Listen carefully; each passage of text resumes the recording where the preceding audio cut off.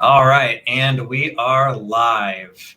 My name is Ryan Dossey. For those of you who are, I guess, not familiar with me, if you're seeing this, I'm assuming you're on my email list or something somehow. But I am joined today by Arvi, and is it Carkanji? Am I pronouncing that correctly? Yeah. Awesome. We have a really, really cool episode lined up for you guys today because we're going to be talking about all things house hacking related, which a lot of people think wholesaling is kind of like the number one way to get started in real estate investing. I actually regret that I haven't done a house hack. My wife and I just bought a house out in Pensacola, and we looked, and there just wasn't great options for a duplex. So we ended up buying a house. But Arvi, this is something that you have done a couple of now. So why don't you kind of give us a little bit of your backstory, who are you, and then let's kind of hop into what house hacking is, and then just hop straight into your deals. Yeah, absolutely. So I started investing in real estate about 2 years ago. I initially started investing in Buffalo, New York, and then recently I moved here in Nashville. So I started my journey in Buffalo, got a first house to flip, and then got a second one to flip. And then the third house I found was my house hack, which when I looked at it as a deal, it wasn't initially meant to be a house hack. It was just another project for me. But while doing it, I guess it just turned into a house hack. Gotta love alternate exits when that wasn't the actual plan. Oh, yeah. We just sold a flip today, actually.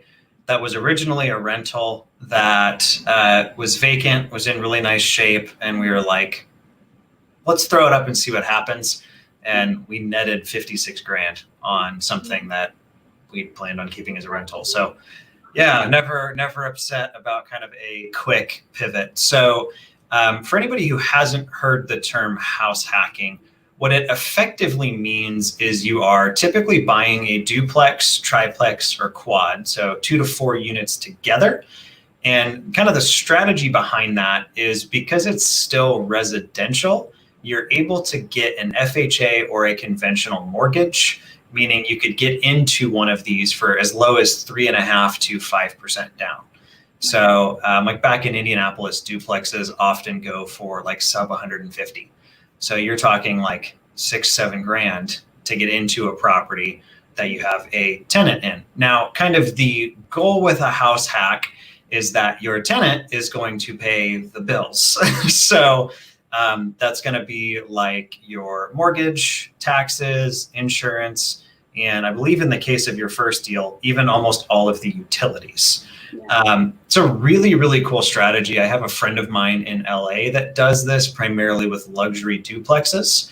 And then they have really neat Airbnbs on the other side, which is kind of that didn't go super great this summer, but overall has allowed some of their people to be in $1 million properties for free every month. So let's kind of hop right into this first one that you did. So you mentioned this is your third deal, total? Okay. So kind of still new as a real estate investor. How did you find it? Was it a wholesale MLS deal? What was it? So this was actually an MLS deal. It had been sitting on the market for a long time. And when I first saw it, the location is great, which is what drew me to it. But I mean, I was still having that momentum of like, all right, I just finished 2 deals. I can get into my third one. And I kind of like completely underestimated the rehab. I thought I could do it, and I had the guts to do it. And then once we bought it, and then I brought my contractors and my boyfriend into it, they're like, this is a huge rehab. So what was your biggest rehab you'd done up until that point? It was like $30,000 to $40,000 rehabs, and this was like almost 90. I think we ended up spending okay. Most people walk before they run, but no. That's but I looked at it and I was optimistic, and I was like, we can get this done with 60 to 75, and that was not the case. So obviously, when I originally bought it, I was planning to just turn it into like a flip, just flip it and move on. And then, once I was into the rehab, I was like, you know what, maybe this could be a good house hack, because at the time I was renting. So that's how it was accidental. Okay, so you were renting at the time, which I love because my wife and I did this as well. I remember some conversations with family early on where, like, at one point I think we were up to 20 or 30 units, and we were still renting. And they were like, what? Like, you own nicer houses than where you live. And it's like, well, that's not the goal, right? Like, if I just wanted to live somewhere nice, I would just go do that. But the goal was cash flow. Right. So you were telling me before that this property was zoned as a single family, or was it zoned as multifamily? So it was zoned as a single family, and at the time, I guess I didn't know you can really turn into a duplex. So I went to the city and asked. I didn't know you can actually even see the zoning online or anything. That's how new I was to this whole investing thing. So I went to the city, and they told me, yeah, that street could actually work as a duplex. So it should be okay to turn it into a duplex. So let's kind of talk numbers on this thing, because I love that. There's one of my favorite quotes or kind of ideas. Mm-hmm. Like, everything starts with a thought and then turns into a plan, and then that's the end result of it. Because I mean, you bought a house to flip, and you started thinking like, well, I'm renting, I wonder if I could house hack this. And it wasn't like you had zoning plans or stuff drawn up. You literally went to the city and you were like, hey, can I make this a duplex? So if they were going to say no, I was probably going to beg them to let me. I will tell you, I have had my rear end handed to me by a zoning board, and it is not a pleasant experience. Yeah. You find out just how unaccepting neighbors can be. Oh, for sure. We attempted to buy what was a 9-unit, and it had sat vacant for so long that zoning fell off, and it was now a single family. And it was like a 6,000 square foot building. And the neighbors were like, nope, it's staying a house. And they agreed with them. So I was like, okay. So let's talk numbers on this deal. So what was your purchase, and what was your rehab budget? What did you kind of end up all into it for? So it was listed on MLS for 96. I got it for 90. My original budget was like 65 to 75, and I spent, I believe, 90 or 95. So it was all in at around like 186, 190. How'd you fund it? So that was private money. Okay. What, if you don't mind me asking, what were you paying for private money? Yeah, so this was at 12% and 2 points. 12% and 2 points? Yeah. Ouch. Okay. So did you have to go back to them with like a, hey, we need more money, like an additional capital call, or how did that work? So I was able to fund the rest, like the over budget of rehab, through my previous flips capital. So I didn't have to go back to them for additional. But yeah, I was like right at 190 with just rehab and purchase, and then I had my holding cost. So I believe it ended up being at like 200, 205 for all in. Okay. Now, you also like bird this deal, which was why, like, when you and I first started talking about this, it's like, this is a really cool episode, because this isn't just a house hack. This is a single family that was converted into a duplex that you were just like, let's see if we can do this. And then you were also able to pull almost all of your cash back out of this as well, correct? Yes, correct. So what did it appraise for? What did you refi out? So when the appraiser first came in, it appraised at 230. I really thought the comps in the neighborhood were a little bit higher than that. So I went back to the bank and I asked them to reassess or bring back the appraiser, and she came back and actually appraised it for 240. Nice. Yeah, so I got a little bump there to try to get as much as money back as I could, and then the bank lent me 80% of that. So what did that come out to all in? You mean how much the bank gave me back? Yeah. So it was 190. Oh, so like almost perfect. So you got stuck with 5 to 10 left in it? Yeah, 10 to 15 more like. Okay. Yeah. But so no, that's not bad at all, especially for something that you went like 30,000 over budget on. Yeah. And it being your third deal. And was that your first time converting a single family into a multifamily property? Yeah, for sure. I mean, you're either very skilled or you got kind of lucky, but I love that it fell into place for kind of where it needed to be. Yeah. So what was talk to us a little bit about like what the living scenario was like? Because I know when I was talking to my wife and explaining like, hey, how do you feel about, us having a newborn here in October and like sharing walls with people and, like living in an apartment almost again. Yeah. So how was yours set up? And then let's kind of talk costs. Like what was your mortgage, taxes, insurance? What was the rent? Kind of how did that look? So this was a pretty big building, and the way I believe at some point it was a duplex, because for me to turn it into it was very simple. I just had to close the wall and the layout made perfect sense. So in terms of layout, I didn't have to change much. Cool. But it ended up being a front and a back duplex instead of like side by side. Okay. And the front house it was almost like a single family, like 3-bedroom, 1.5 bath, like a top and bottom. I believe it was like 1,600 square feet, so it was super big. That's not bad at all. Right, and then the back apartment ended up being just a 1-bedroom apartment for, I believe, 800 square feet. Okay. It's still not bad. Obviously, I got a little spoiled with my boyfriend, and we decided to live in the front instead of renting out the front. And we decided so initially we were just going to rent the back apartment. And when I was running comps, when I decided to turn it into a duplex, it was at around $800 a month.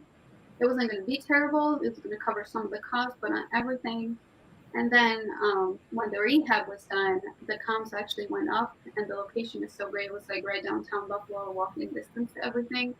Okay. So 1-bedroom apartment in Buffalo was renting for like $1,100. Okay. It was like way better. And then I looked into the Airbnb option because I found out that one of my neighbors was doing it, and they told me that you can make at least $1,600 with the 1-bedroom.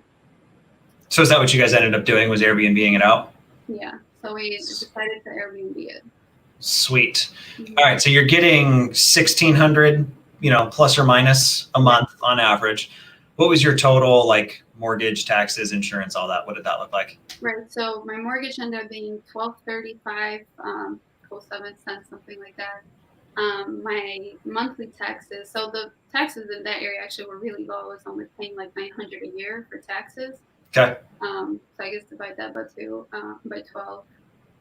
It's Okay. not much. And then my insurance, that was the most expensive one because it's an Airbnb. They require, like extra coverage on that, and there's more liabilities involved. So the insurance was $1,600 a year. So I think after everything, or I guess all expenses in 1 month were around $1,600. That's awesome. I mean, that's you look at. Let's assume somebody who's watching this doesn't necessarily have the experience or, quite frankly, the confidence to go and buy a house, turn it into a duplex, and figure out how to Airbnb it. If you're watching this and you're even in a market where duplexes are somewhat common, which in most markets there's definitely pockets that are, to be able to be in a $250,000, $240,000 property in the trendy part of downtown where you live, Right. and have your taxes, your insurance, and your mortgage paid for by someone else is huge. Now, a lot of people watching this will be like, well, you didn't really live for free because, utilities or, expenses come up, but I would way rather have all of that covered. You're going to have to pay for the odds and ends that come up anyway. But I think the thing that I absolutely love about this strategy is it really does allow somebody that doesn't necessarily have a ton of money or a ton of experience to like dramatically flip their financials. I mean, you look at something like that, if somebody was going to buy this house and just live in it or even rent it out, right? And, you spend $1,600 a month, you have somewhere to live, and that's about it. Right. For you guys, somebody else was spending $1,600 a month and paying down your mortgage for you. And then, you guys just kind of took care of the odds and ends. I think that is insane. I said this on the email I shot out, but this is my number one regret.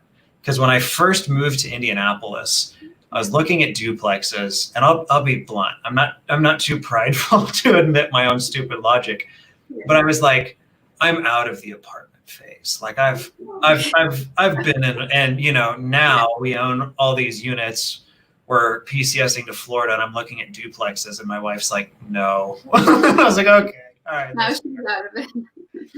I got a couple questions for you, Arvi, that kind of some of our viewers have shot in. So, and this I think kind of ties in nicely to the second one you've done, because you haven't just done one of these. The crosser, actually, I think I can throw this up on screen even, learning my new tools. Yeah. Do you think house hacking is still effective in the current state of the economy and nation right now? Absolutely. Worst case scenario, if you can't Airbnb it, you can rent it out. And even if it doesn't cover all of your expenses, it's going to cover either most of it or at least half. Which is, I mean, in the current state of the economy, that's better than nothing, no help, right? For sure. I do think one thing I would caution is you don't want to set yourself up where if you have a vacancy, you can't afford the mortgage or the rent on your place. That was one thing my wife and I looked at in Pensacola, was there wasn't really duplexes that we liked or areas that we liked that had duplexes, but we found some like $700,000 to $1 million properties that had like detached in-law suites or carriage houses and some of that kind of stuff. And we considered it, but then we were like, you know what, if we do have a vacancy, that's more mortgage than we want to be on the hook for. So we ultimately ended up not deciding to go that route. I would say with the state of the economy right now, we've actually filled more vacants. We've collected more rent than we have in the history of our company. There's absolutely, this is a tough time for a lot of people. I'm not going to pretend that it's not. But you still have people that are qualified, that are looking to rent. I mean, right now, mortgage rates are lower. It's a little bit harder to get a mortgage. But if it gets significantly harder to get a mortgage, rentals tend to be even in a higher level of demand.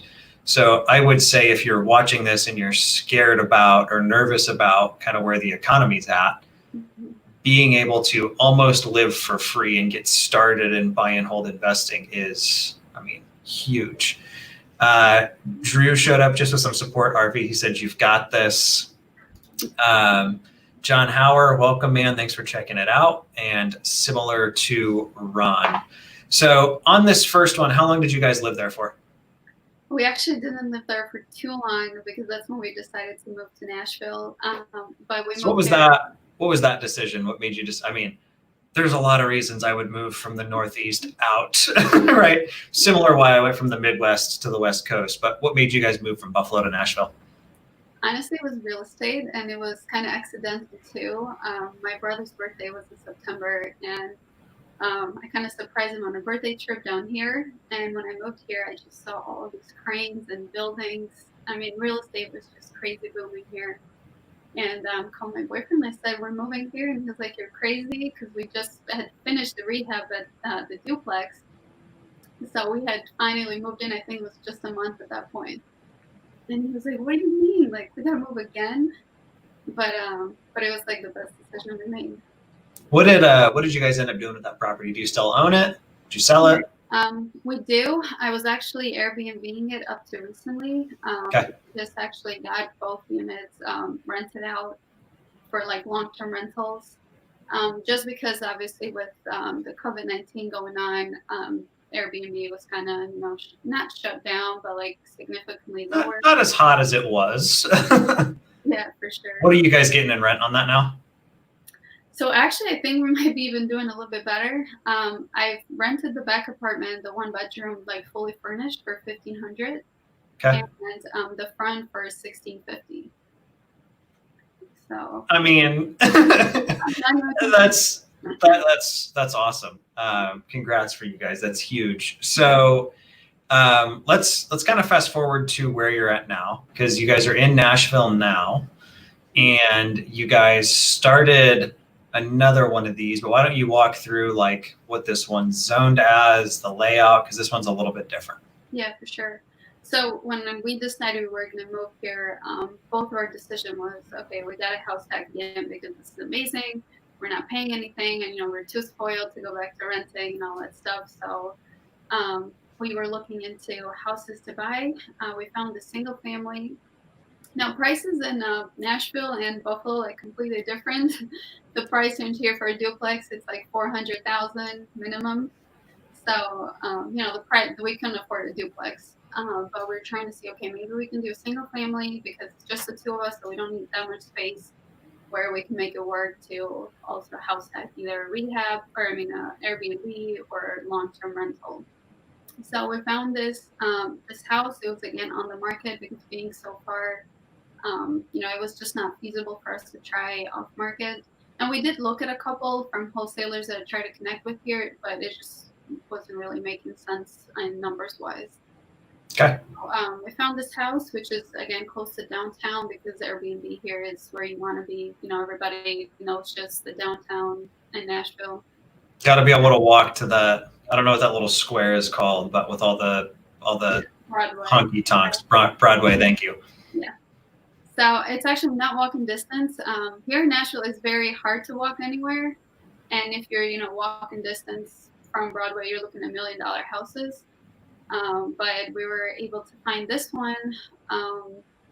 So this was a single family residential, a 3-bedroom, 2-bath, but the layout was good enough to where we can kind of split off the master bedroom, which it had a bathroom too. So we're renting that out as a master suite or a private suite, where guests can come. So it's not as high end as Buffalo. They don't get, a full house, but it's affordable as well because there's some spaces here in Nashville where it's, over $100 a night for just like a tiny studio to rent an Airbnb. So do they have their own private access? Do they have to walk through your house? What does that look like? Yeah, absolutely. So they have their own entrance. When we bought it, we made sure that the master suite is facing towards the backyard. So we were able to build a little deck and put like a patio door in there so they can walk in and out. And they don't have to interact with any of us. And the cool thing about Nashville is usually houses have 2 ways to get to that. So it's like the main road and an alley access. Okay. They can get there, park there through the alley access. And honestly, unless there's an issue or something, I don't even see the guests that stay here. So what I love for people watching that you told me before you started, you were like, I have a guest right now. So I hope he doesn't hear me. Yeah. So that's really funny. The thing that I like about this one, and that I love that you've kind of done 2 of these now, is this one's a little bit more like conventional. This one's, something that a lot of people could do if they have a house that has a master bedroom, or that has an in-law suite. It wasn't a duplex. So if somebody owns a property right now, it's, and you mentioned, it's safe, it's secure, there's, locks and stuff, so they can't come into your house, you can't go into their, house. But it could be a really good way. Somebody asked a question regarding kind of COVID and state of the economy. If you've got a house that you're having a hard time making your mortgage payments on right now, I mean, that's potentially an option for you. Is it unconventional? Absolutely. Yeah. But I think that's one of the things that I really like and respect about both of these deals is, you guys could have been like, oh, we're moving to Nashville. We want a condo in like the trendy part of town. And then like, you're not going to monetize it at all. That's not pushing you guys towards your goals at all. So you mentioned this one is straight Airbnb, which obviously Nashville tourism this summer is down a little bit, but kind of financially, how has this one benefited you guys so far? So when it started out, it was actually great. Just to put things in perspective with Buffalo, the back apartment in Buffalo, we were renting out for $70 a night. And here in the beginning, we were renting just that room for $70 a night. So Cool. Kind of like same income, but the smaller, like 300 square foot, like master suite with an 800 square foot house. So definitely, like, it was awesome in the beginning. And then obviously COVID started. A bit different. Obviously, our kind of occupancy went down to like 50% and then a little bit lower, especially when they closed down everything. But now we started to pick it back up. It's obviously, not to that high occupancy again, but it still covers like half of our mortgage, and it's still working. It's not where we want it to be, but it's better than nothing. Yeah, no, I mean, that's better than your house really just being kind of a liability. Yeah. I've talked to a number of people that their parents had them do this during college, where their parents were like, "Hey, instead of paying to put you in the dorms, we're going to buy a house. You're going to be effectively like the house manager, and you're going to pay to rent out the rooms." I've got a buddy of mine who has a really nice house, and he lives in the basement and rents out the upstairs. So like, there's definitely some extremes you can go to with this, but it could be as simple as, hey, we're going to build the deck off the master, throw it on Airbnb, and if it pulls in anything, great. I think that's one of the really unique things with kind of where we're at this point in history. If you have a car that you're not using all the time, you can throw it on Turo, and maybe it pays for itself, and it's only out a couple days a month. Or you've got a master suite, and obviously that would be nicer, but by renting that out, it sounds like between that one and the old one, you guys are, still doing pretty well between kind of these two properties. Yeah, we definitely downsized from Buffalo, but we're still making it work. And it kind of goes back to like what comfortable level you are and how comfortable you are going uncomfortable. Yeah. So. No, there's for anybody who's watching this, I'm a big fan of retiring early, which was like kind of weird for me. I wouldn't say that I've like retired, but in theory, I could stop working if I wanted to. And I've actually started working a whole lot less. But there's really two ways to do that. One is you make a lot of money and invest it smartly. And the second option, there's a guy who made this method super popular called Mr. Money Mustache that I highly recommend, particularly like younger millennials checking out, because it's a different way of living. And it's all about like low cost saving, paying cash for everything you can. And I think this guy retired at like 33. And it's like, they own their house free and clear, cars free and clear. He just literally lives off of the interest that him and his wife built up over like a decade. So kind of, there's interesting ways that you can do this now. And he's much more on the like, I don't need anything other than like the bare minimum. And I think that's a neat place to be able to be. So let's kind of just chat some of your lessons on these. Because I'm sure, you don't go 30 grand over budget on a project without learning some lessons. You don't move to a new city, buy a new house, rip off the master bedroom and rent it out to strangers on the internet without some lessons. So what would you say like your top two biggest lessons you've learned now that you've kind of started? And I'll even go so far as to flatter you and say, to an extent, even perfected the house hacking with the first one. What are the top two lessons you've learned so far? So the first one, when it comes to rehab, especially if you're buying the house that you're trying to rehab and house hack it, make sure you do your due diligence right and bring somebody like a contractor or general contractor to give you a good estimated bid on what it's going to cost.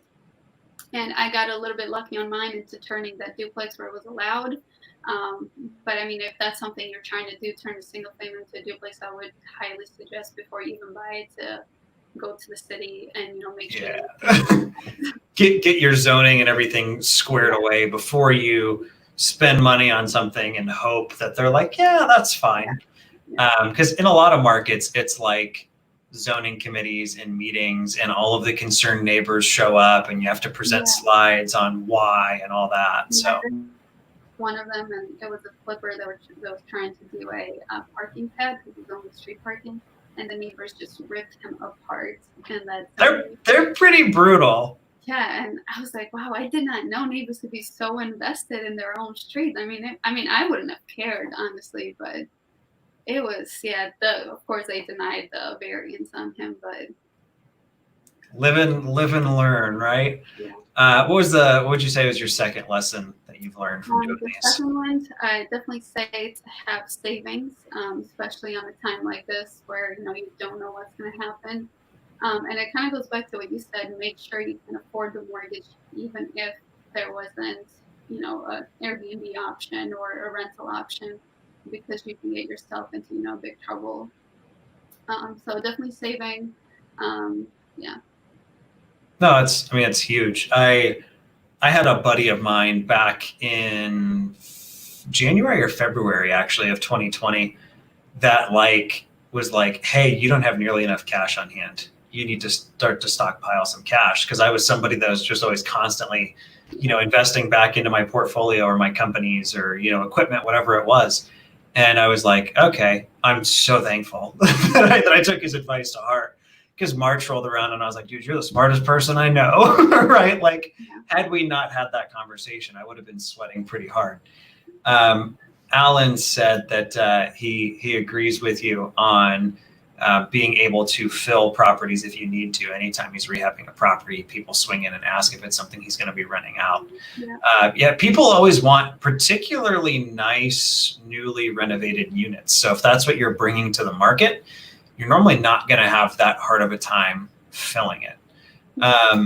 So what I would like to do now is just kind of go into open Q&A for anybody who's kind of hanging out and watching with us. So if you are interested in house hacking, whether it has to do with duplexes, triplexes, quads, mortgages, financing, construction, or even some of the Airbnb piece, feel free to just kind of drop your questions wherever it is that you are watching. And we are happy to get to them live. While you are flicking those over, you guys can connect with Arvi over on Instagram. It's at arvi.carkanji on Instagram. Highly, highly recommend that you go and give her a follow. I'm not all that great when it comes to a lot of like the design and construction side of stuff. All right, first question here. John Hauer asks, how did you find this house? So why don't you talk about both of them? I think they both came off the MLS. Right. Yeah, both of them came from the MLS. Obviously, you got to do a little bit of searching and make sure they fit your criteria, because not every house is going to match, especially for a house hacking. What did you guys pay for the one in Nashville? So we actually paid $200,000 for this house, and I used a private lender to purchase it, and I refinanced out of it because the value of property is $250,000. So I was able to refinance. I didn't want to put the full 20% down with the bank, so I just try to kind of hack the down payment a little bit and get as much back as I could. Awesome. Okay. Mike asks, do you find it easier to rent out multifamily or single family? So I'll let you take this on the Airbnb side, and then I'll take it on the typical residential side. So on the Airbnb, they've both been good. Even as a one-bedroom apartment, you got couples with little kids that come out, or even a single family when if you're renting out the full house, you got groups all the time. That come out. So I haven't really found a huge issue with renting out either on the Airbnb side. Cool. On our side, I think it really depends on the units when you're talking more like traditional rentals. So I personally don't really buy places that are like studio apartments or one bedroom, one baths, because people just outgrow them so fast. When my wife and I first got married, we lived in like a 600 square foot, one bedroom house. And at first we were like, wow, this is huge. And then like 3 weeks in, it was like, all right, you go to that side of the apartment because I'm mad at you, and I'm going to go to my side. And you outgrow it really fast. So if somebody gets a pet, which is what we did, all of a sudden it was like, well, we've got a dog crate now, we've got water bowls, we've got like our space is not what we thought it was. If you have somebody who's single and they start dating or they get married, that place may no longer suit their needs. Same thing if somebody gets pregnant and is going to have a kid, all of a sudden a 1-bedroom or a studio doesn't necessarily make sense. That being said, I think what's really probably benefited you on both of these that I'd like to highlight is location's probably the number one thing in real estate investing. Trendy downtown area. You say especially with Airbnb?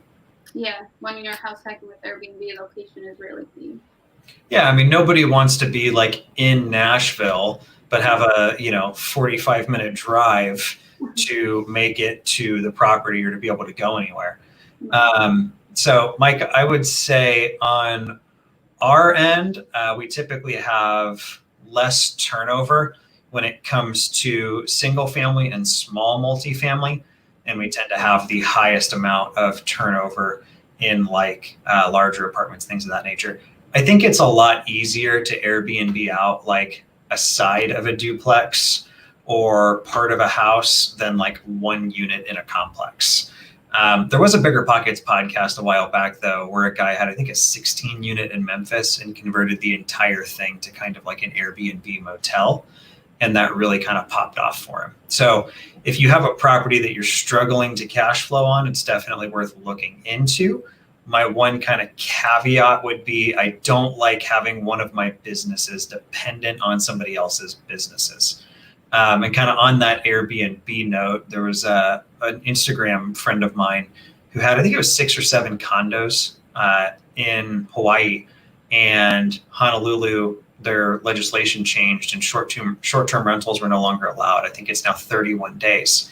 And the market just got flooded with all of these Airbnb investors that was the only way they could cash flow. We actually had a gal call us that wanted to sell us one because I'm always looking for stuff in Hawaii. And it was a property that we could only cash flow on if it was an Airbnb. Otherwise, we'd have to put money into it every month. And it was kind of like, that's not really what we want. Guys, any other questions while you've got Arvi here on this? And the one thing, like you mentioned, in Buffalo, there was no regulations whatsoever when it came to Airbnb. And then in Nashville, you have to either be an owner-occupant to get a license, or you have to be, or the property where you're buying has to be zoned commercial. That also you have to check your local laws on, what you can do in terms of Airbnb. Yeah, I would also recommend playing by the rules. Yeah. Trying to be like the illegal Airbnb probably isn't in your best interest as a business strategy. Would just be kind of my take on it. Quentin asks, how do you analyze whether or not the property would be a good fit for Airbnb? That's a great question. I'll let you take that, Arvi, because I've never Airbnb'd anything. Yeah, absolutely. So what I said before, I was initially going to rent it out. And the best way to really analyze for an Airbnb is going to have to be through kind of comparables on the Airbnb side. You just have to go on there and search, for things near your area and try to match it with, what kind of size apartment or house you have and see how much you're renting a night. There's also some tools now. I forgot the name. I should probably know this. That kind of give you a quick idea on what your house could bring in as an Airbnb. I think the one you're thinking of, or the one I've heard of anyway, is AirDNA. Yes, that's the one. Yeah, it'll kind of give you like a predictor of this is what you could be getting. This is how many nights it could potentially be full. Yeah. Obviously, there's no guarantees, right. But that's a good thing to look into. Quentin, I would say the other thing is going to be location. Of if I'm a traveling business person or tourist, does this location have value for me? If you're close to the airport, great. If you're close to like downtown nightlife type of stuff, great. If you're kind of out in the boonies, probably not. Like it's probably just not going to be all that advantageous. Any other questions for us, guys, before we wrap this one? Arvi, I do seriously appreciate you showing up and being super honest. It's not fun to admit, hey, I went $35,000 over budget on a project. So I appreciate you doing that. Kevin asks, what is the best place to find your tenants? So it sounds like yours are primarily coming through Airbnb now. How did you find your long-term folks? I actually just kind of listed on Zillow. When you list it on them, I think they automatically list it on Trulia and Apartment Pads, if I'm not mistaken. Yep. Which I think you now, as of I think July 1st, you have to pay to put rentals on Zillow. At least in our market, that changed because they were like, pay or you're not going to show up. Yeah. And it's good because, I mean, I would honestly still pay them. You get your applications through there. They run the credit background for you too. And it's more affordable than other places for the prospective tenant because, they're paying it. So I love running them through Zillow that's where I found all my rentals or my tenants. Awesome. Yeah, we use Zillow's like rental manager thing, but then we also use a tool called Show Mojo that is like a lockbox with an app where people can tour our properties without one of our leasing agents having to meet them or be there or anything. And that syndicates out to like Zillow, Trulia, HotPads, Apartments.com. Kevin, kind of funny, we noticed a lot of our really good tenants were coming from a site called Zumper, like Zumper, that we'd literally never even heard of, but when we went back and looked, that's where like some of our most qualified applicants were. If you're like me and you prefer to outsource and get as much as you possibly can off of your plate, we also use a tool called Red Star. If you Google like Red Star tenant screening or Red Star background checks, you can find it. But they will take their application, verify income, check with previous landlords, and even send a letter of denial, pull credit reports and all of that. And they'll give us a report of like, hey, accept, decline, or kind of proceed with caution. Now, we have our own criteria that we still track that against, but it takes that like chasing the landlord follow-up off of our plate. Mark, great share. I appreciate you throwing that out there. Mark says Mashvisor is better than AirDNA in many locations for Airbnb income analysis. So if you've got a property that you are kind of considering, whether it's house hacking or Airbnb-ing out, the better data you can get yourself set up with, I would say the better. Once again, for anybody who joined us live today, the best way to connect with Arvi further is going to be on Instagram. It's at arvi.carkanji.com. Appreciate you guys showing up today. Wherever you're watching this, if you tuned in late, the recording will be uploaded when we are done. Appreciate your guys' time and talk to you guys next time. Thank you.